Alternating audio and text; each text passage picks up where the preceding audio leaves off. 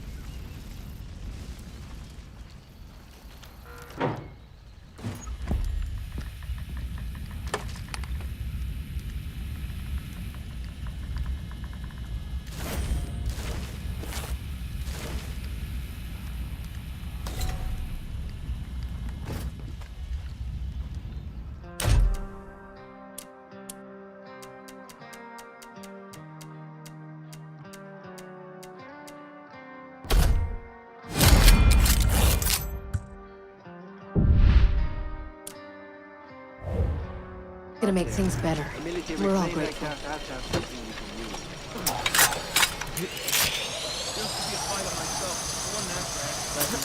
I went on a little winning streak.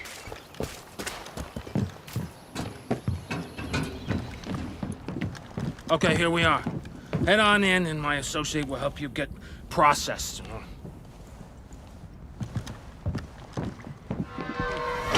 And don't forget to gear up. Good luck. Be careful, the package has a GPS tracker. Where it goes, the highwaymen follow. Bonne chance.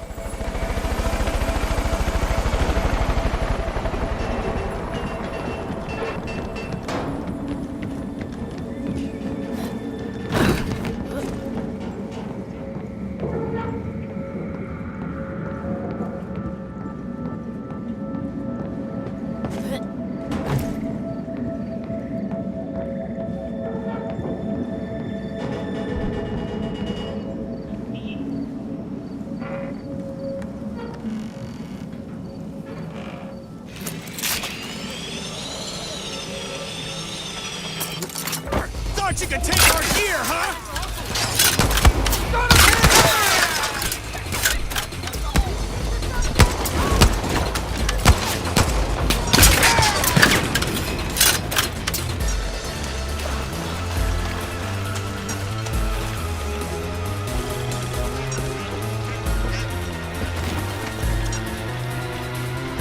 Let's put him in the ground!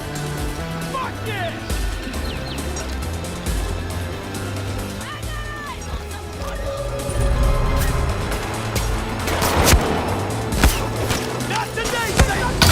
Beyond Good and Evil 2 is massive, and traversing its open star system is completely seamless whether you're on foot, in vehicles, or in space. You play as a customizable space pirate captain who carries a sword, a gun, and a jetpack as basic equipment. Your character and weapons can also be enhanced with augments, which grant special abilities and let you experiment with different effects in combat. Trapping foes in a time-slowing bubble, for example, or freezing them in place with chained electricity. Enemies can also use augments, like these scientists who can heal their soldier buddies with augmented bullets, so you'll want to get a close look at who's carrying what and plan your strategy accordingly. In order to see what your enemies have equipped, you'll need your spyglass, which displays the stats, skills, and augments of other characters, as well as revealing more details about locations and points of interest, even from space. It's a key part of recruiting, too. Take a close look at an NPC with your spyglass, and you'll see if they have any skills worth adding to your space pirate crew. Of course, your crew isn't the only company you can bring along. Beyond Good and Evil 2 is an online game, and while you can play solo, co-op buddies can jump in or out at any time. You won't be tethered together either, and if you want to wander off and explore while another player does their own thing, you're free to do so. Welcome to Ganesha City, a dense, vertically built metropolis where the rich live at the top and the poor huddle in shanty towns built into the sides of the city's foundations. It's sprawling and richly detailed, and it's just one small corner of a moon called Soma, itself just a small piece of Beyond Good and Evil 2's gigantic open world. It's also built for aerial exploration, so in addition to your jetpack, you'll have access to a wide selection of flying vehicles. Any vehicle you see can be commandeered and driven, and they can all tune in to Radio Cheetah, a station by space pirates for space pirates. You'll also be able to fully customize your own rides, swapping out modules, wings, engines, equipment, and cosmetic options to tailor your machines to look good and hold their own in a fight. You'll need special equipment or skills to take on larger vessels, but your fighter ships are agile, able to execute barrel rolls, lock onto targets with homing missiles, and dogfight with police if you inadvertently break some city law like flying too close to a major tourist attraction or robbing a bank. And like your weapons, ships can be equipped with augments, enabling you to do things like firing healing missiles at your co-op partners. Your ships are also capable of hitting extreme speeds, covering thousands of kilometers in a matter of seconds. This is essential for getting around planets in a hurry, as well as for flying out into orbit to rendezvous with your mothership, a huge vessel that serves as your home base. Even out here in orbit, you can seamlessly transition from piloting a ship to spacewalking with a nano spacesuit to protect you from the vacuum. Popping out of the cockpit and into the cold abyss of space allows you to use your spyglass to investigate a planet, peering down at treasure-hiding geoglyphs, cities, and settlements, all of which are still buzzing with activity far below you, enabling your co-op partner to explore and interact normally with city life even when you're this far apart. Alternately, you can switch over to the universe map, a fully 3D rendering of System 3 that can be zoomed in and out to give you an overview of everything from close-ups of a planet's surface to the continuously orbiting layout of the entire system. For more, watch the full Beyond Good and Evil 2 livestream linked in the description below, and to find out more as it develops, be sure to subscribe to this channel and visit us at news.ubisoft.com. Who'd expect that? A bubble wobble big enough to go bang. A tried flip-flonker will throw you in at the deep end given the chance.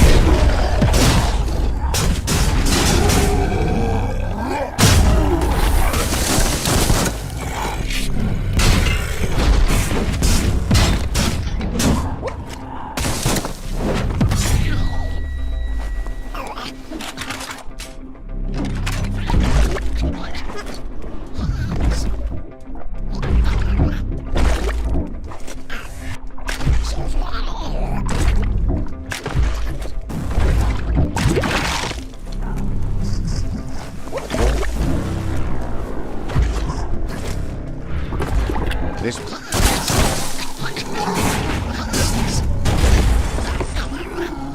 got one. Your Clonk Super Wushu is all wound up.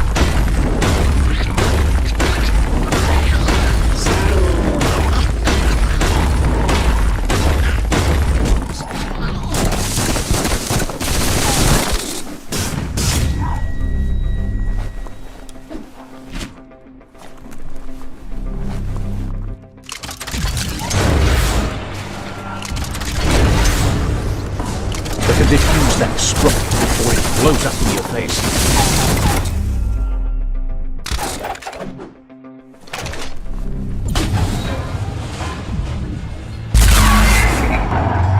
Yes, you can do anything. Only the sky is the limit.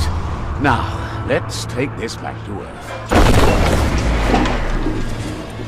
Wow, you really took that all the way down to the end. In flames.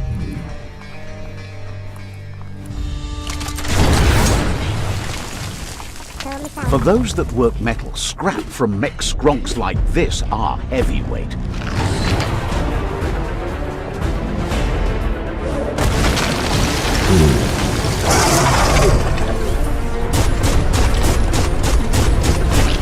That's a jumbo pup with an appetite. Ain't no fuss.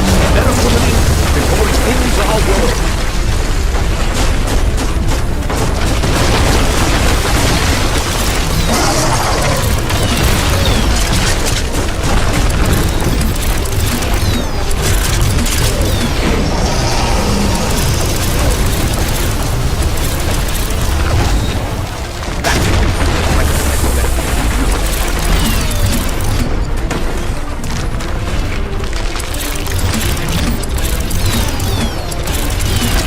customize their setup depending on the situation at hand. The flexible Kalash can quickly transform from long-range to close-quarters configuration, and with the right upgrades, the basic 3-shot revolver can be turned into a silenced, 6-chambered, and deadly accurate handgun. Crouching and sticking to the shadows will reduce your chances of being discovered by enemies. The blue stealth indicator on your wrist will glow when you're at risk of being seen. Interacting with the environment around you is also key. Extinguishing torches and creating a distraction by throwing tin cans to confuse enemies as to your whereabouts, allowing you to get close and execute a silent kill.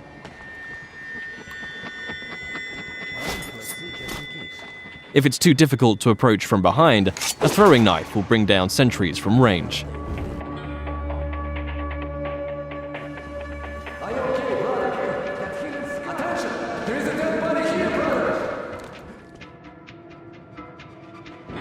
If your presence is discovered, perhaps through a missed shot or by making too much noise and the alarm is raised, the game isn't over, but the rules have changed. Players will hear dynamic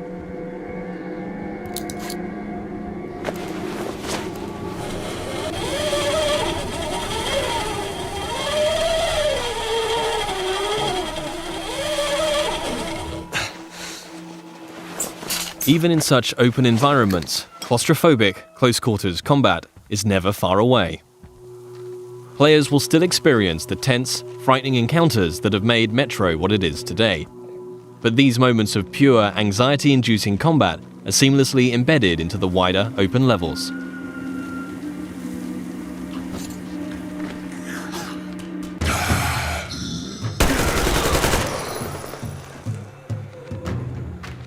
With Artyom and the Spartans a considerable distance from Moscow, they will start to discover how radiation has affected different life forms across the country. Humanimals are a new mutant to Exodus, fierce and unrelenting. The A-Shot serves as an effective close-range weapon for this frantic, breathless type of gameplay, a marked distinction from more tactically demanding human encounters.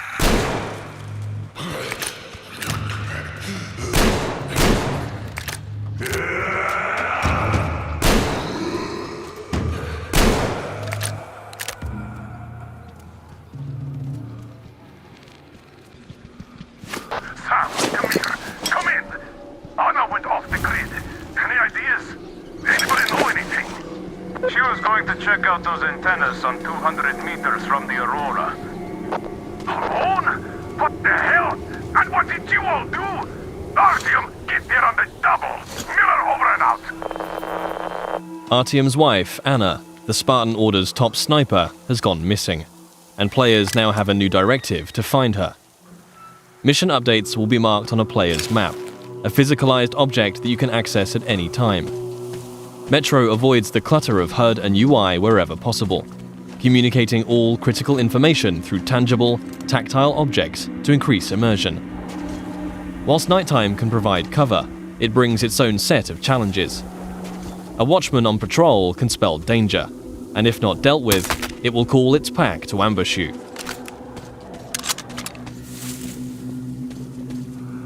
And in a world rife with dangers, a more mysterious threat is that of the anomaly, a roaming electrical phenomena that expels radiation and will kill you if it gets too close.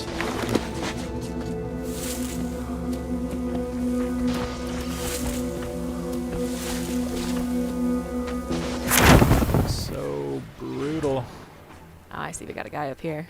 Yes, this guy's really going to make my life miserable. Or not. Or not. Or you'll make his miserable.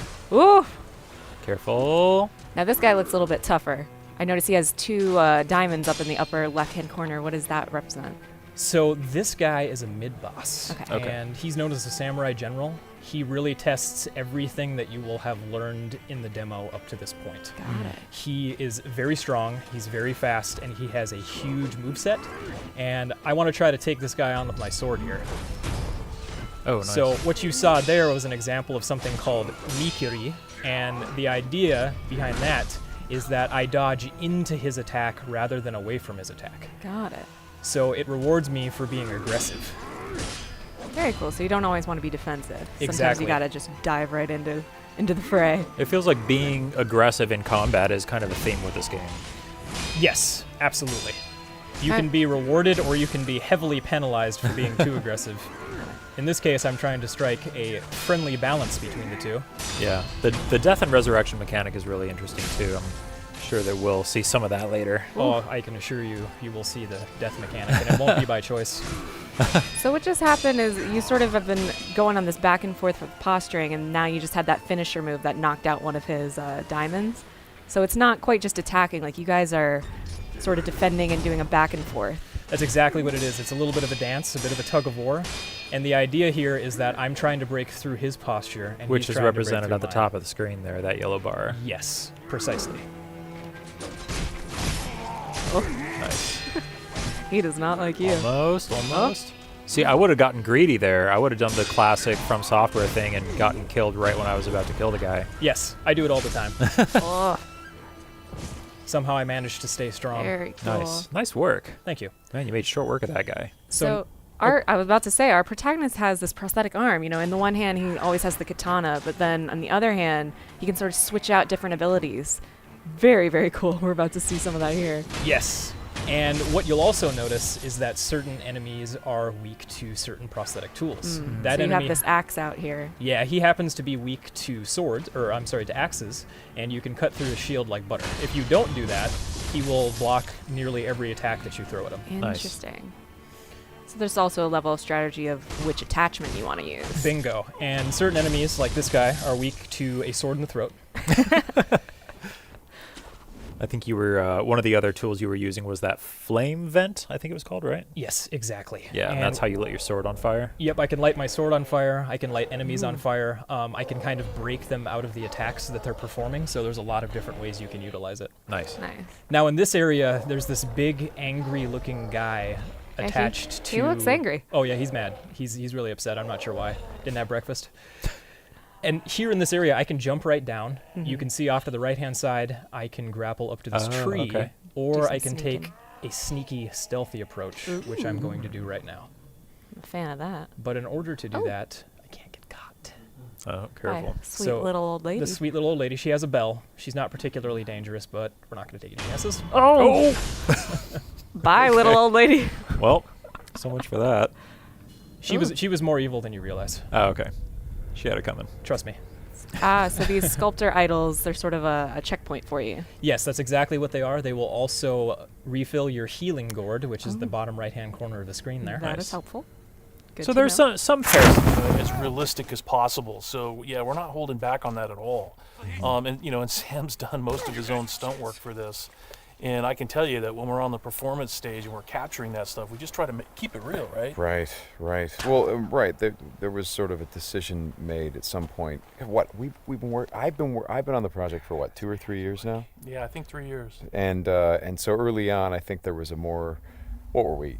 It was more Kurt Russell and sort of a two-fisted thing, and then it turned into, hey, let's take this quite seriously. And what that required is a lot more. Taking this combat stuff and showing the horror of the violence that happens and it were this type of circumstance to take place. I mean, realism, weirdly enough, is the thing we keep going back to when it comes to the, not just the stunts, but also the performance style. I think, you know, it was very important that it doesn't seem like a bunch of actors, saying lines. It was all very incidental. And we wanted the world to sort of reflect that as well. So you saw there that, you know, Deacon broke into that emergency vehicle and found some supplies. So this is what we're calling our survival vision. So you saw that earlier when he was looking at Manny's bike on the ground. And it's just kind of a way of seeing tracks in the world and sort of imagining what might have happened. And here I just wanted to point out that you're seeing in this part of the demo that there are freakers there. There weren't there before because it wasn't snowing. It was, you know, and it was getting lighter out. It wasn't getting darker like it is. And so, it changes up the way you can play through the level. And what is this? We call this the meat wall. The meat wall. Yeah, and it's not just there, to make the guys who put them up to seem evil. They're there for a purpose because, again, freakers are living creatures. They eat. That's their primary thing. They want to eat. And so you hang these dead freakers up, and any freaker, rather than coming into their camp like you see here, they would actually stop and snack. Yeah, exactly. Yeah. And then the same thing with this freaker that they've hung upside down. There's a bear trap underneath it, and they use that because a freaker will come, be attracted to the meat, and then hit that trap. Interesting. Another thing you just saw, by the way, is that tin can. The tin can trap that you that's an alarm that the Marauders will put up. And this is, again, some of the things that Marauder camps just do. And you find these Marauder camps throughout the world. You'll find traps like that. And then if you're careful and you're paying attention, you can avoid them. Because in the first demo, Deacon didn't avoid it, and he set off that alarm. Right. Now this is the same tactic that he used last time. Throws the rock to get someone to lure him over and have him step in the bear trap. But this one plays out a little bit differently than last time. One of the things that struck me, and we've talked about this obviously as we've shot, but there's an effort of the other Marauders to get this guy to shut up, and he won't. Yeah, and so in the first demo, Deacon's heading on down the trail, and you can hear that happening behind him. Right. And this time we're showing what happens. So, he's watching everybody react to this poor guy trapped in in that bear trap, and she just is like, shut up, shut up, shut up, and then just loses it and shoots the guy. Right. And of course, in the meantime, Deacon, is crafting a Molotov and just takes them all out. Right. Oh boy, that's good. Ow.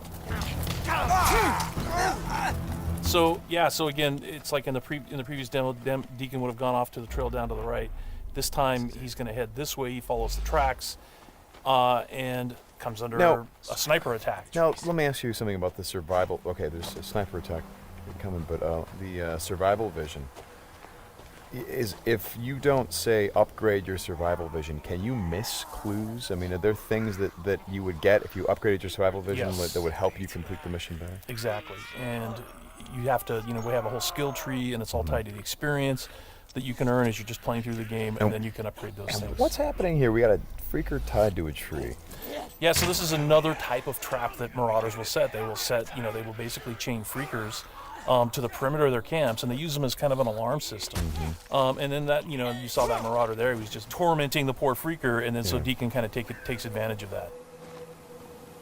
Well, and you think for a moment that Deacon is the guy, he's sort of helping the freaker by, getting the guy that taunted him. Is like, no, and then he's going to take the freaker out right afterward. Exactly. And this is a bit of silent sniping using the crossbow.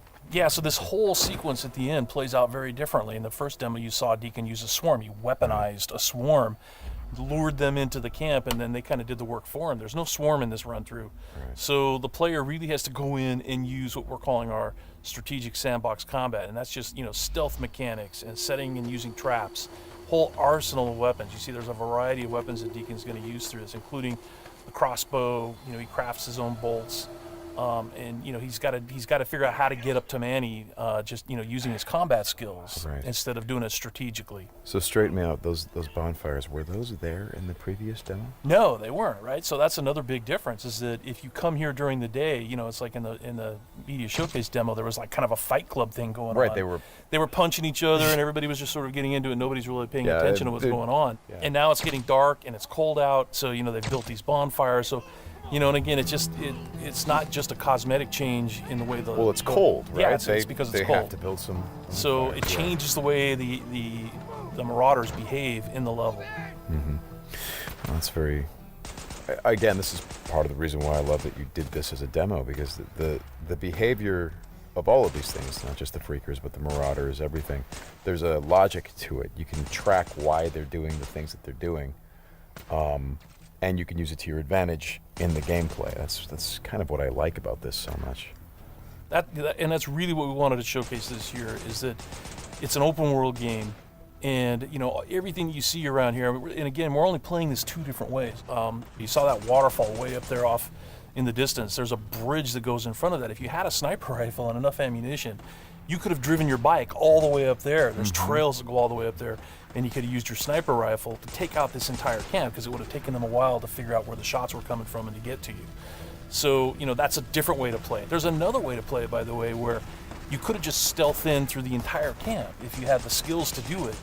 And you could have just taken everybody out silently, or almost everybody, and then you could have gotten up to where Manny's being held using a different route, and just stealth killed that guy. There's no reason that you have to come in and run and gun it like Deacon is doing here. Hey, how scarce is ammunition? Because I see him switching from a bunch of weapons, and when we saw this demo, when I came in and saw A3, one of the things that I really enjoyed was I was sitting next to you, and the driver was playing the game, and at some point I saw you shift in your chair and you leaned forward, and I heard you say, "Oh man, uh-oh." I'm like, whoa, what's going on? He's like, he's going to get killed. I'm Right. like, whoa, oh. And Yeah, I leaned forward. I was like, oh, I guess there's some real danger. And one of the things was that he was running out of ammunition. And he was trying to go pick up ammo Yes. from the dead. He was looking for ammo.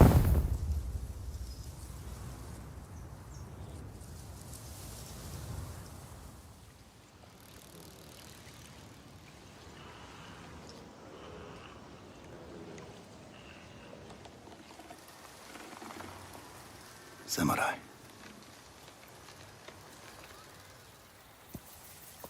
You are a warrior.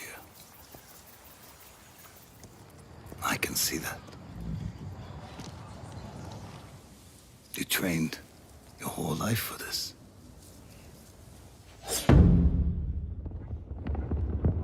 And you have won battles that lesser men have called unwinnable, yes?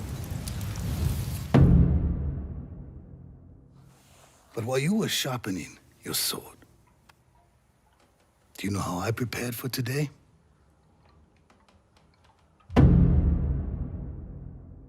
I learned.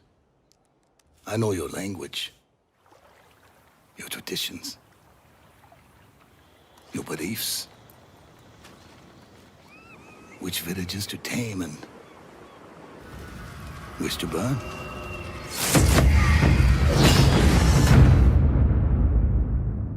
So I'll ask you once again, Samurai.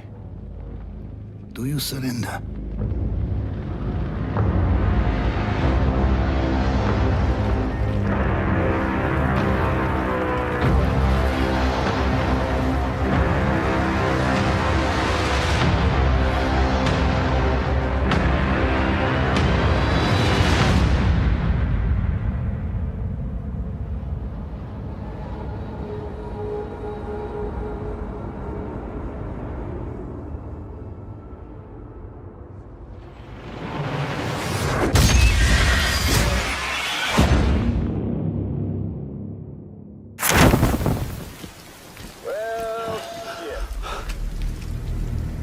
I had a special surprise prepped and everything.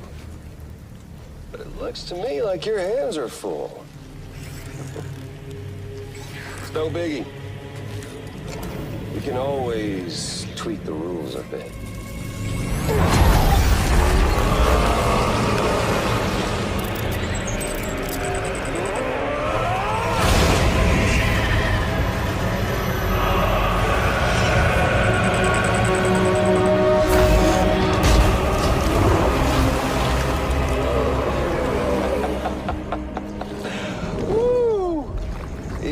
Hungry. All you gotta do to make it out alive is not get eaten. Sound like fun? Of course it does.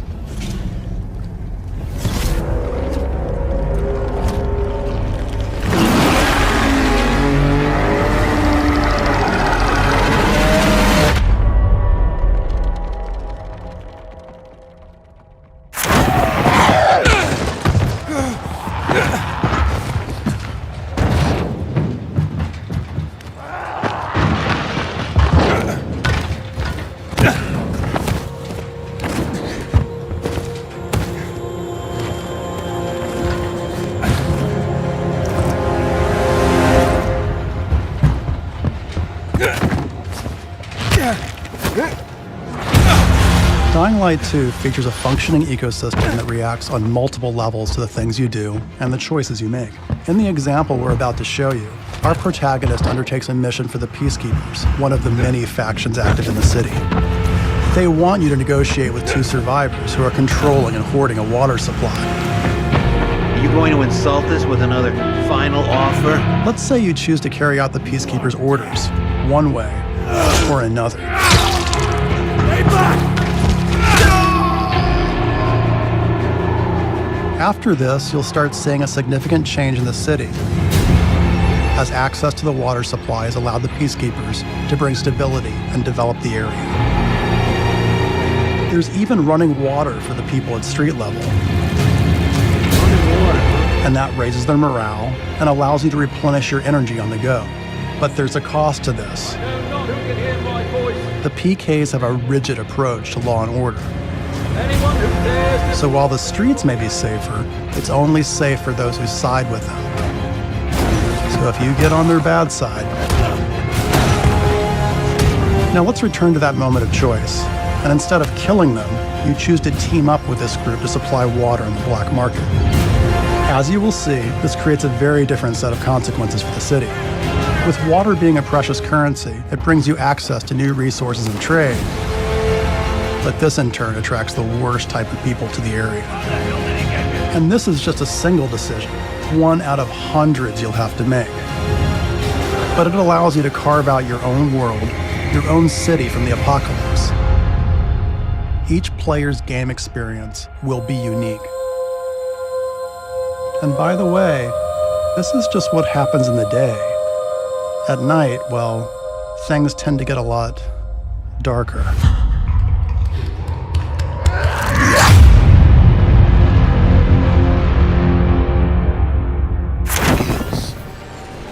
Sure, but you'll have to let me take it for a spin. Hey, just watch the paint job.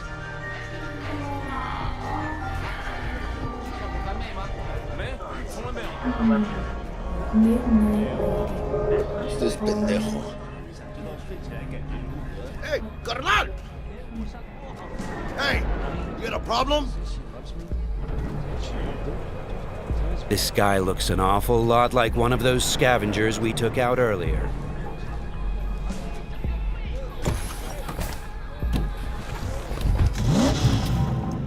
Something tells me that wasn't no coincidence, huh?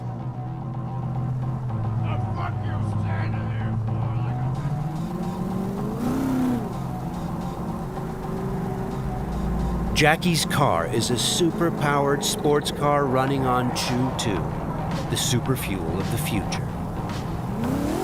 Players can explore Night City freely, in many different cars, on bikes, and in other types of vehicles.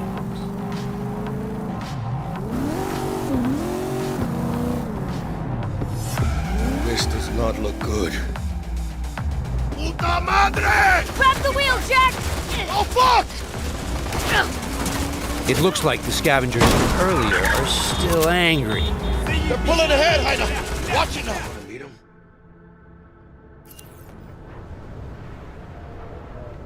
Yeah, gotta do this. But don't you move a damn muscle. Not unless I start, that is.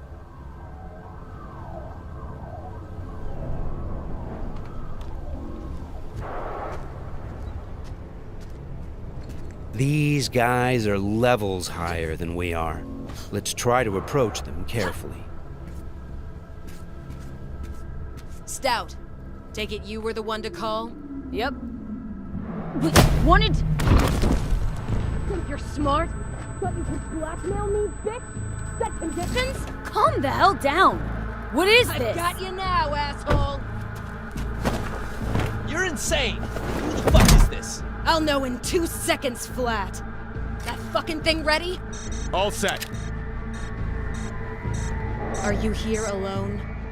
The Corpos have hacked us through our personal link and have subjected us to a kind of lie detector program. The dialogue system in Cyberpunk 2077 is fully gameplay driven. I asked if you came alone. Yep, just little old me. She's lying. Search the area. Now listen, folks, we don't need to be here all day. This piece of shit, Anthony Gilchrist, did he or another asshole at Militech leak info to you or anyone else about a convoy? It might be tempting to reach for the gun, but the consequences could Got be nothing dire. to do with him or Remember, Militech. these guys are really tough. Shit. Checks out. You got nothing on me! Nothing! Won't get away with this, you bitch! You're dead! Somebody shut him up. Take me home! Now! Its actuators are actually pimped with titanium fiber, and it can go anywhere, literally. Watch this. Fully integrated link, too, so when the spider starts crawling up walls, dangling from ceilings, you could lose your lunch. So, what you think? Pay up and let's get the fuck out of here. The butt. I'll take it. 2 questions. What the fuck's going on? And who the fuck is this?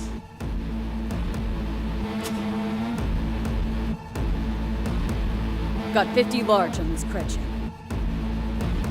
And you positively reek of Militech. Dexter Deshawn sent me. Dexter Deshawn. Dreads. Gold plate. Fat old fuck. That him? We'll pay for the bot and be on our way. How much you say you had? 50K? Creds on this.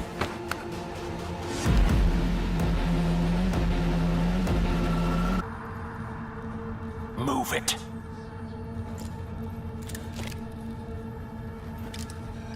Woo, not the smoothest of deals, but it worked out in the end, right? Flathead's good gear. It'll do the trick. Whatever that trick is. Shit. Shit, shit, shit!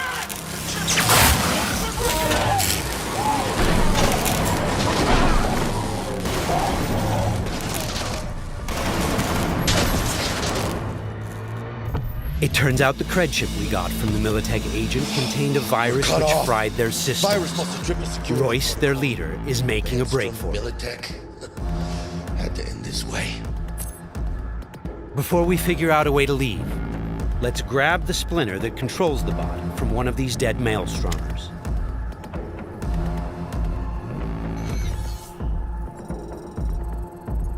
The inspection system allows us to take a closer look at the splinter. You can inspect specific items to reveal details that can help in solving quests.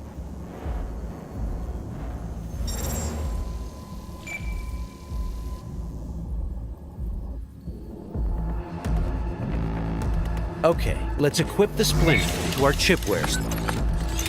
With this done, the bot will now follow us wherever we go. All right, what else do we have here?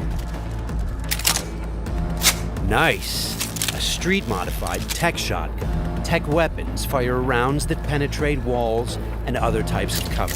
They also have an alternate fire mode that allows you to power up shots and deal more damage. It looks like there are several ways out of this room, like those gates, for example. However, you'd have to be a skilled